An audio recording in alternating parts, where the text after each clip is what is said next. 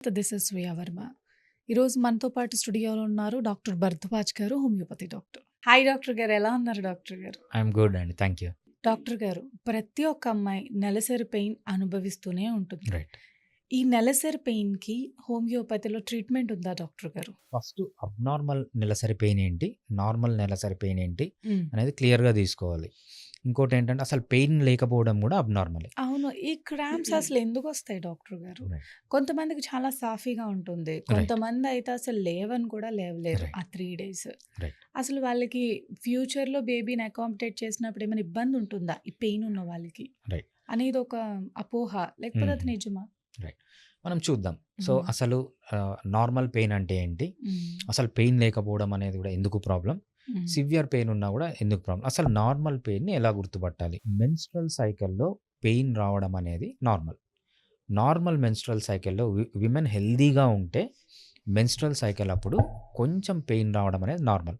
ఈ పెయిన్ వల్ల వీళ్ళకు సివియర్ డిసడ్వాంటేజెస్ ఉండకూడదనమాట. ఎట్లాంటివి? సివియర్ పెయిన్ గానీ, ఆ టైంలో ఇంకేం చేయలేకపోవడం గానీ, ఇట్లాంటివి కాకుండా స్లైట్ పెయిన్ గాని ఉంటే అది నార్మల్ పీరియడ్ అంటామనమాట. హ్మ్. మనం సివియర్ పెయిన్‌కెళ్ళే ముందు పెయిన్‌లెస్ పీరియడ్స్ గురించి చేస్తాం. హ్మ్. పెయిన్‌లెస్ పీరియడ్స్ అనేది మోస్ట్‌లీ అబ్నార్మల్. అసలు ఓకే. పీరియడ్స్ వచ్చినాయి, పెయిన్ లేదు, జీరో పెయిన్ అన్నా కూడా అబ్నార్మల్. ఎందుకంటే మనం పీసీఓడి అంటే ఓవరీ చుట్టూ నీటి బుడగలు ఉండడం.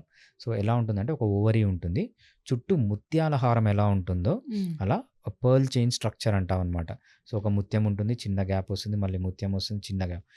దీన్నే మనం పీసీఓడి అంటాం. ఓకే. పీసీఓడి ఉన్నప్పుడు విమెన్‌కి పెయిన్ ఉండదు. జీరో పెయిన్ ఉంటది. ఎందుకుంటది అంటే ఎనోవులేటరీ సైకిల్స్. సో, పీసీఓడి ఉన్న విమెన్‌కి ఓవులేషన్ కాదు. సో, ఆ ఎగ్ అనేది రిలీజ్ కాలేదనమాట. ఆ ఎగ్ రిలీజ్ గాకుండా ఓవరీ చుట్టూ అట్లనే ఉండిపోతది. Oh my ovary god! చుట్టూ అట్లనే ఉండిపోయినప్పుడు, అది రిలీజ్ గాకుండా ఉండిపోయినప్పుడు జీరో పెయిన్ ఉంటుందనమాట. సో, నార్మల్లీ మనం పీసీఓడిలో ఎనోవులేటరీ సైకిల్స్ ఉన్నప్పుడు జీరో పెయిన్ అంటాం. జీరో పెయిన్ ఉంటే అది గూడా ప్రాబ్లమ్. నార్మల్‌గా ఎగ్ రిలీజ్ అయినప్పుడు లైట్‌గా పెయిన్ ఉండడం అనేది నార్మల్. ఓకే. ఇంకా అబ్నార్మల్ పెయిన్స్, సివియర్ పెయిన్ రావడానికి చాలా రీజన్స్ ఉన్నాయన్నమాట. ఫస్ట్ అక్కడ నర్వ్ ప్రాబ్లమ్ ఉండొచ్చు, నర్వ్ ఇరిటేషన్ ఉండొచ్చు, లేకపోతే బ్లడ్ వెసల్స్ ప్రాబ్లమ్ ఉండొచ్చు. డిఫరెంట్ పాథలాజికల్ ప్రాబ్లమ్స్ అన్నీ మనము ఈ పీరియడ్స్ అప్పుడు చూస్తామన్నమాట. అది డిస్మెనోరియా అంటాం. అంటే పెయిన్‌ఫుల్ మెన్సెస్ అనేది డిస్మెనోరియా అంటామన్నమాట. సో, కొంతమందికి ఏమవుతుందంటే అబ్డామిన్ పీరియడ్స్ వచ్చినప్పుడు ఆ పెయిన్ భరించలేక మెయిన్‌గా ప్రెషర్ పెడతారు. ప్రెషర్ పెట్టినప్పుడు కొంతమందికి రిలీఫ్ వస్తుందనమాట. సో, దాన్నేమంటామంటే మనము కంజెషన్ వల్ల వచ్చింది. అంటే బ్లడ్ ఎక్కువ అక్యుములేట్ కావడం వల్ల వచ్చింది అంటామనమాట. కొంతమందికి ఏమవుతుందంటే ఎక్కువ ప్రెషర్ పెడితే పెయిన్ పెరుగుతుంది. కొంతమందికి తగ్గుతుంది, కొంతమందికి పెరుగుతుంది. ఎప్పుడైతే పెరుగుతుందో అది నరాల ప్రాబ్లమ్ వల్ల పెయిన్ వచ్చింది అంటామనమాట. సో, మనము విమెన్ ఎలా బిహేవ్ చేస్తుంది పెయిన్‌లో అనే దాన్ని బట్టి మనం అబ్నార్మల్, నార్మల్, సో, అది నర్వ్స్‌కి సంబంధించిన పెయినా? లేకపోతే బ్లడ్ వెసల్స్‌కి సంబంధించిన పెయినా? అని మనం డిసైడ్ చేస్తాం. ఓకే. బ్లడ్ వెసల్‌కి సంబంధించిన పెయిన్‌కి డిఫరెంట్ ట్రీట్మెంట్ ఉంటుంది. నరాలకు సంబంధించిన ప్రాబ్లమ్‌కి డిఫరెంట్ ట్రీట్మెంట్. ఇక్కడ డిఫరెన్షియేట్ చేస్తామనమాట మనం. హుహు. సో, పెయిన్ లేకపోవడము ప్రాబ్లమే, ఎక్కువ పెయిన్ ఉండడం ప్రాబ్లమ్. నార్మల్ పెయిన్ అనేది ఉండడం అనేది కామన్ అనమాట. అసలు పెయినే రైట్. లేకపోతే డాక్టర్ గారు, పెయిన్ లేకుండా నార్మల్ పీరియడ్ వస్తే ఏం ప్రాబ్లమ్ అసలు? రైట్. మెయిన్‌గా పెయిన్ లేకపోవడం, జీరో పెయిన్ ఉండడం. సో, నార్మల్ పీరియడ్ వస్తే ప్రాబ్లమ్ లేదు. ఆహ్, సో, మనకు పీసీఓడీస్‌లో ఏం చూస్తామంటే హ్మ్. స్కాంటీ మెన్సెస్ చూస్తాం. అంటే అంత ఎక్కువ మెన్సెస్ అనేది ఉండదనమాట. మేబీ వీళ్ళకి ఎవ్రీ మంత్ వస్తుంది. కాకపోతే చాలా తక్కువ మెన్సెస్ రావడం. లేకపోతే 3 మంత్స్‌కి ఒకసారి రావడం, 4 మంత్స్‌కి ఒకసారి రావడం, 6 మంత్స్‌కి ఒకసారి రావడం, ఇవన్నీ చూస్తామనమాట. సో, ఇర్రెగ్యులర్ పీరియడ్స్ ఉండి పెయిన్ లేకపోవడం అనేది ఇంకా problem. Compare to regular periods ఉండి, రెగ్యులర్ ఫ్లో ఉండి, ఇవన్నీ ఉంటే that's not a problem. So, ఎప్పుడైతే irregular periods especially scanty menses లేకపోతే 2 నెలలకొకసారి, 3 నెలలకొకసారి వచ్చినా అప్పుడు పెయిన్ లేదు అంటే mostly it is falling to anovulatory cycles. అంటే ఎగ్ అనేది రిలీజ్ కావట్లేదు అని దాని మీనింగ్ వస్తుంది. కాదు డాక్టర్ గారు. హ్మ్. ఇప్పుడు నార్మల్‌గా ఉన్న ప్రాబ్లమే, హ్మ్. ఎక్కువున్న ప్రాబ్లమే హ్మ్. అంటున్నారు కదా! హ్మ్. ఇప్పుడు దీంట్లో రిస్క్ ఫ్యాక్టర్స్, హ్మ్. ట్రిగ్గర్ ఫ్యాక్టర్స్ అసలు ఈ కాజెస్ ఏముంటాయి? ఎందుకంటే ఫ్యూచర్ ప్రెగ్నెన్సీకి ఏమైనా ఎఫెక్ట్ అయ్యే ఛాన్స్ రైట్. ఉంటుందంటారా? ఈ మెన్సురేషన్ పెయిన్ వల్ల? రైట్. సో, మెన్స్ట్రుయేషన్ ఇర్రెగ్యులర్‌గా ఉంటే డెఫినెట్‌గా అది ఆహ్, ప్రెగ్నెన్సీ రిస్కే అండి. హ్మ్. ఎందుకంటే ప్రెగ్నెన్సీ రావాలి అంటే మెన్‌లో కరెక్ట్‌గా ఉండాలి. విమెన్‌లో కరెక్ట్‌గా యెస్. ఉండాలి. యెస్. అన్నీ ఎప్పుడైతే స్ట్రక్చర్ గాని, ఫంక్షన్ గాని కరెక్ట్‌గా ఉంటదో అప్పుడు మాత్రమే ప్రెగ్నెన్సీ అనేది నార్మల్‌గా ఉంటుంది. న్యాచురల్‌గా ఉంటుంది. సో, ఎప్పుడైతే ఈ అబ్నార్మల్ సింప్టమ్స్ అనేవి కనిపిస్తాయో చాలామంది ఏం చేస్తున్నారంటే ఐవీఎఫ్‌లు, ఐయూఐలకి ఎళ్తున్నారు. అక్కడ యూజ్ చేసేదంతా హార్మోన్స్ యూజ్ చేస్తారు కాబట్టి ఉన్న ప్రాబ్లమ్ కంటే ఇంకా ఎక్కువ ఇంబాలెన్స్ అవుతుంది. సో, ప్రెగ్నెన్సీకెళ్ళే వాళ్ళు ముందు ఏం చేయాలంటే మెన్ గాని, విమెన్ గాని వాళ్ళకున్న ప్రాబ్లమ్స్ న్యాచురల్‌గా కరెక్ట్ జేసుకోవాలి. కరెక్ట్ జేసుకున్న తరువాత ప్రెగ్నెన్సీకెళ్తే వాళ్ళకి హెల్తీ బేబీస్ అనేవి వాళ్ళు పుడతారు. ఫర్ ఎగ్జాంపుల్ విమెన్ ఉన్నారు. విమెన్‌లో పీసీఓడీస్ ఉన్నాయి. బల్కీ యూట్రస్ ఉంటుంది. బల్కీ యూట్రస్ అంటే యూట్రస్ వాచిపోవడము. ఫైబ్రాయిడ్స్ ఉన్నాయి. అంటే యూట్రస్‌లో గడ్డలనేవి ఉండడము. అదేవిధంగా ఎండోమెట్రియోసిస్ అంటాము. ఎండోమెట్రియోసిస్ అంటే మెన్సెస్ అనేది ఓన్లీ వజైనా నుంచి రాకుండా వేరే పార్ట్స్‌లో నుంచి కూడా మెన్సెస్ రావడాన్ని ఎండోమెట్రియోసిస్ అంటాం. ఎండోమెట్రియోసిస్ అనేది చాలా పెయిన్‌ఫుల్ కండిషన్. సో, అదేవిధంగా అడినోమయోసిస్ అంటాం. అడినోమయోసిస్ అంటే ఈ ఎండోమెట్రియల్ టిష్యూ అనేది యుటరస్ లోపలికెళ్ళిపోతుందనమాట. దాన్ని అడినోమయోసిస్ అంటాం. అదేవిధంగా నెబోథియన్ సిస్ట్ అంటాము. లేకపోతే పీసీఓడీస్ అంటాము. ఇవన్నీ ఏంటంటే కామన్‌గా మనం చూసే విమెన్ రిలేటెడ్ డిసీజెస్. ఈ డిసీజెస్ వల్ల ఇన్‌ఫర్టిలిటీ అనేది వస్తుంది. సో, 2 ఆప్షన్స్ నా దగ్గరికి పేషెంట్స్ వస్తే నేను ఒకటే చెప్తాననమాట. మీకు క్విక్‌గా పిల్లలు కావాలి. మీ మీకు ఏ ప్రాబ్లమ్ వచ్చినా పర్లేదు. పుట్టే పిల్లలకి ఏ ప్రాబ్లమ్ వచ్చినా పర్లేదు. మీరు రిస్క్ తీసుకుంటాను క్విక్‌గా కావాలి అంటే అలోపతికి వెళ్ళిపోండి. ఐయూఎఫ్, ఐవీఐయో వెళ్ళిపోండి. అక్కడ స్టెరాయిడ్స్ వాళ్ళు హార్మోన్స్ ఇస్తారు. సో, హార్మోన్స్ వల్ల మీకు ప్రాబ్లమ్స్ వస్తాయి ఫ్యూచర్‌లో. పుట్టే పిల్లలకి ప్రాబ్లమ్స్ వస్తాయి. మీకు జస్ట్ పిల్లలు కావాలంటే అది ఆప్షన్. హ్మ్. లేదు మీకు పర్మనెంట్ సొల్యూషన్ కావాలి. ఫస్ట్ మిమ్మల్ని మీరు హెల్తీ చేసుకోవాలి. మీ హస్బెండ్ హెల్తీగా మారాలి. మారిన తర్వాత మీరు హెల్తీగా ఉండి ప్రెగ్నెన్సీ న్యాచురల్‌గా ఉండి పుట్టే పిల్లలు కూడా హెల్తీగా పుట్టాలి అంటే homeopathy treatment is the best. నా దగ్గరకొచ్చిన వాళ్ళకేంటంటే నేను డైట్ ప్లాన్ ఇస్తాను. ఈ డైట్ జేయండి, ఇలా ఎక్సర్సైజ్ జేయండి, ఇలా నిద్రబోండి, ఇలా స్ట్రెస్ లేకుండా ఉండండి. ఆల్కహాల్, స్మోకింగ్, మరువానాలు ఏమన్నా ఉంటే మానేయండి. దాంతోపాటు హోమియోపతి ట్రీట్మెంట్ తీసుకోండి. మీ ప్రాబ్లమ్స్ అన్నీ కరెక్ట్ జేసిన తరువాత ప్రెగ్నెన్సీకెళ్ళడం అని ఇంత ఓపిక ఉంటే హోమియోపతి ఈస్ ద బెస్ట్.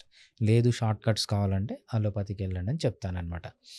ఇక్కడ ఇంపార్టెంట్‌గా చెప్పే విషయం ఏంటంటే లైఫ్ స్టైల్ అనేది చాలా ఇంపార్టెంట్. కరెక్ట్‌గా తినడం, కరెక్ట్‌గా నిద్రపోవడం, కరెక్ట్‌గా ఎక్సర్సైజ్ చేయడం, స్ట్రెస్ లేని లైఫ్‌లో ఉండడం, అదేవిధంగా ఆల్కహాల్, స్మోకింగ్ ఏవైతే అడిక్షన్స్‌కి దూరంగా ఉండి ఫస్ట్ మిమ్మల్ని మీరు కరెక్ట్ చేసుకొని మిమ్మల్ని మీరు హెల్తీగా మారితేనే పుట్టే పిల్లలు కూడా హెల్తీగా పుడతారనేది వాళ్ళకి బేసిక్‌గా చెప్తున్నానన్నమాట. అంటే ప్రెగ్నెన్సీ ప్లాన్ చేసే వాళ్ళకి ఒకవేళ అప్పుడప్పుడు హ్మ్. ఆల్కహాల్ తీసుకునే వాళ్ళు ఉంటారు రైట్. కదా డాక్టర్ గారు. వాళ్ళు ఎప్పటి నుంచి క్విట్ చేసేయాలంటారు? రైట్. సీ ఆల్కహాల్ అనేది అకేషనల్‌గా తీసుకుంటే ఏ ప్రాబ్లమ్ లేదండి. హ్మ్. అంటే ప్రెగ్నెన్సీ పరంగా మేబీ మీరు 15 డేస్‌కి ఒకసారో, 1 మంత్‌కి ఒకసారో తీసుకుంటే ఏ ప్రాబ్లమ్ అనేది ఉండదు. సో, ఎప్పుడైతే అది రెగ్యులర్‌గా అయిపోతుందో ఎవ్రీడే తీసుకుంటున్నారు, ఆల్టర్‌నేట్ డేస్ తీసుకుంటున్నారు, వీక్లీ తీసుకుంటున్నారు. బేసిక్‌గా యాస్ ఎ డాక్టర్ అసలు ఆల్కహాల్ ముట్టమనే చెప్పకూడదనమాట నేను. ఎందుకంటే మ్యాట్ వాకర్ అనే ఒక స్లీప్ సైంటిస్ట్ ఏం చెప్తారంటే, even 1 peg of alcohol is detrimental to health. ఈరోజు గన నువ్వు ఒక్క పెగ్గు ఆల్కహాల్ పడుకొని నిద్రపోతే నీకు నిద్ర అనేది న్యాచురల్‌గా ఉండదు. ఎప్పుడైతే నిద్ర దెబ్బతింటుందో నెక్స్ట్ రోజు నీ ఇమ్యూనిటీ పైన ఇమ్మీడియేట్‌గా ఎఫెక్ట్ చూపిస్తుందని చెప్తారు. సో, చాలామంది సైంటిస్ట్‌లు ఏం చెప్తారంటే even 1 peg of alcohol is not good for health. So, మనం ఇక్కడ only from the context of ప్రెగ్నెన్సీలో అంటున్నాం కాబట్టి ప్రెగ్నెన్సీ టైంలో ప్రెగ్నెన్సీ వచ్చినప్పుడు అస్సలు ముట్టకూడదు. ప్రెగ్నెన్సీకి ముందు మేబీ 15 డేస్‌కి ఒకసారో, 1 మంత్‌కి ఒకసారో తీసుకుంటే ఏ ప్రాబ్లమ్ అనేది ఉండదు. అది కూడా ఓవర్‌గా తాగి పడిపోవడం గాకుండా లైట్‌గా తీసుకొని సోషల్‌గా తీసుకుంటే ఏ ప్రాబ్లమ్ అనేది ఉండదు. అంటే from the perspective of pregnancy. నేను ఒక చోట చదివాను. హ్మ్. రెడ్ వైన్ అనేది హ్మ్. హెల్త్‌కి మంచిది అని అన్నారు. అదసలు నిజమా? రైట్. కాదా? తీసుకోవచ్చా? తీసుకోకూడదా? రైట్. ఈ రెడ్ వైన్ కాంట్రోవర్సీ ఎలా వచ్చింది అంటే హ్మ్. ఆహ్, ఒక రీసెర్చ్ జరిగిందనమాట. ఆ రీసెర్చ్‌లో ఏం తేలింది అంటే రెస్వెరట్రాల్ అని ఒక కెమికల్ ఉంటుంది మన బాడీలో. ఓకే. ఈ కెమికల్ ఎప్పుడు ఉంటుంది అంటే యంగ్‌గా ఉన్నప్పుడు పర్సన్ గన యంగ్‌గా ఉంటే బాడీలో రెస్వెరట్రాల్ అనే కెమికల్ చాలా హై డోసెస్‌లో ఉంటది. ఎన్ఏడీ అంటాము, రెస్వెరట్రాల్ అంటాము. ఎన్ఏడీ అనే కెమికల్ బేసిక్‌గా రెస్వెరట్రాల్ కాదు ఎన్ఏడీ అంటామనమాట. సో, ఎన్ఏడీకి రెస్వెరట్రాల్‌కి లింక్ చెప్తాను. ఈ ఎన్ఏడీ యంగ్‌గా ఉన్న పీపుల్‌లో ఎక్కువగా ఉంటుందనమాట. ఎప్పుడైతే ఏజ్ అనేది దాటుతూ ఉంటుందో ఈ ఎన్ఏడి అనేది బాడీలో తగ్గిపోతుంది. చాలామంది సైంటిస్టులు ఏం చెప్తారంటే ఈ ఎన్ఏడి అనేది చాలా ఇంపార్టెంట్ యూత్ కోసం అని చెప్తారనమాట. ఒక రీసెర్చ్‌లో ఏం తేలిందంటే ఈ రెడ్ వైన్‌లో రెస్వెరాట్రాల్ అనే ఒక కెమికల్ ఉంటుంది. ఆ కెమికల్ బాడీలోకి పోయిన తర్వాత ఎన్ఏడిగా మారుతుంది అని ఒక రీసెర్చ్ చెప్పింది. ఆ రీసెర్చ్ ఇంకోటి ఏం చెప్పింది అంటే పర్ డే నీకు ఆ యూత్‌లో ఎంత ఎన్ఏడి ఉందో అంత కావాలి అంటే పర్ డే నువ్వు 200 గ్లాసెస్ ఆఫ్ రెడ్ వైన్ తీసుకోవాలి. 200 గ్లాసెస్ ఆఫ్ రెడ్ వైన్‌లో ఎంత రెస్వెరాట్రాల్ ఉంటుందో అది యూత్‌లో ఉంటుంది. అంటే నువ్వు యూత్‌కు ఉన్న రెస్వెరాట్రాల్ ఎన్ఏడి మెయింటైన్ చేయాలంటే per day 200 glasses of red wine తీసుకోవాలి. అంత క్వాంటిటీ మనం తీసుకోలేం. అంత క్వాంటిటీ హెల్త్‌కి మంచిది కాదు. సో, ఇవన్నీ వదిలేసి ఈ తాగుబోతులు ఏం చేస్తారంటే వాళ్ళకి ఏదో ఒక సాకు కావాలి కాబట్టి తాగడానికి రెడ్ వైన్ మంచిది, రెడ్ వైన్ మంచిది, రెడ్ వైన్ మంచిది ఏంటంటే రెడ్ వైన్‌లో మనకు కావాల్సిన ఎన్ఏడి కావాలంటే ర్ ప్రతిరోజు 200 గ్లాసులు వైన్ తాగాలి. రెడ్ వైన్ తాగాలి. అంత తాగితే ఈ లెవెల్స్ మెయింటైన్ అవుతాయి. తాగినప్పుడు దాంట్లో ఉన్న ఆల్కహాల్ అనేది ప్యూర్‌లీ డిటర్మెంటల్ టు హెల్త్. సో, ఇది జస్ట్ కాంట్రవర్సీ తప్పితే రెడ్ వైన్ తాగడంలో రెస్వెరాట్రాల్ ఉంటుంది. దానివల్ల యూజ్ అనేది జీరో. మనకు మంచి కాంపౌండ్స్ వచ్చాయి. ఏదైతే మనం ఎన్ఏడి అంటామో ఈ ఎన్ఏడి కాంపౌండ్స్ మనకు మీరు అమెజాన్‌కెళ్ళి చూడండి. సో, ఎన్ఏడి కాంపౌండ్స్ ఉన్నాయి. సో, అవి తీసుకొని కావాలంటే సప్లిమెంట్‌గా వాడొచ్చు. నేనైతే సజెస్ట్ చేయను. ఏజింగ్ అనేది ప్రాసెస్ రైట్.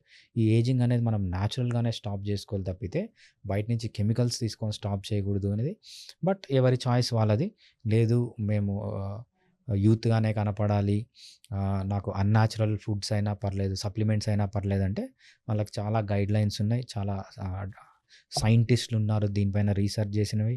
మనకి ఎన్ఏడి కూడా అమెజాన్‌లో దొరుకుతుంది. తీసుకొని వాడొచ్చు. Thank you doctor. Nice information తెలియజేశారు. Thank you so much. Thanks అండి. Fiticus Homeopathy